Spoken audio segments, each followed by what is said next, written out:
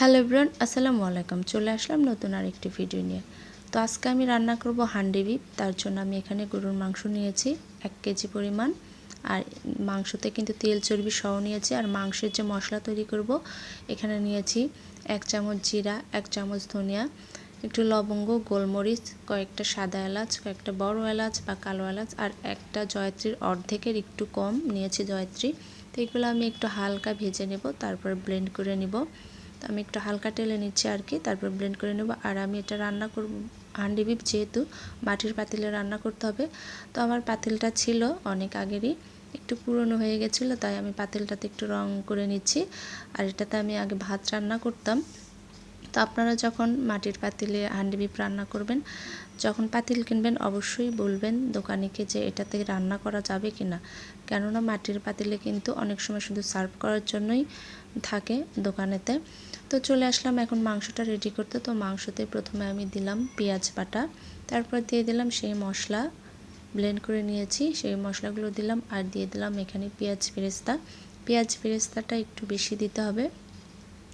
দিয়ে দিলাম 2টো তেজপাতা, দারচিনি, দিয়ে দিলাম লবণ, স্বাদ মতো লবণ দিয়ে দিতে হবে, হলুদ দিয়ে দিলাম মরিচের গুঁড়া, লবণ, মরিচ সবগুলো স্বাদ মতো দিতে হবে। আর এখন দিয়ে দিচ্ছি সরিষার তেল। এটা সরিষার তেলে রান্না হয়, সরিষার তেলে রান্না করতে চেষ্টা করবেন আপনারাও। হান্ডি বিফটা সরিষার তেলে রান্না করতে হয়। তো আমি এখানে ম্যারিনেট করে রাখলাম 3 ঘন্টার জন্য। 3 ঘন্টা পর ফিরে আসছি।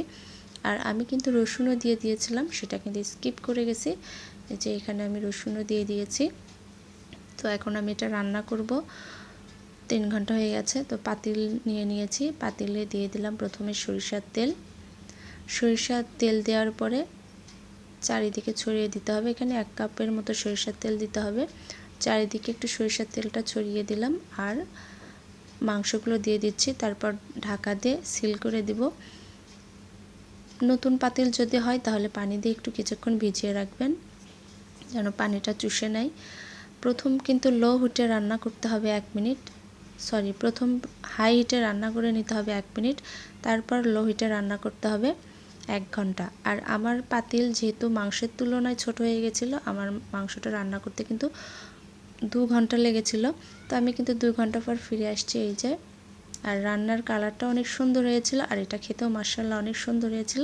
দেখুন অনেক সুন্দর একটা কালার আসছে। তো আমার রেসিপিটা আপনাদের কেমন লাগলো সবাই কমেন্টস করে জানাবেন। আর হান্ডি বিফের অথেন্টিক স্বাদ পেতে এভাবে রান্না করবেন, দেখবেন অনেক মজা হবে। আর আমরা এটা খেয়েছিলাম রুটি দিয়ে, চালের রুটি দিয়ে।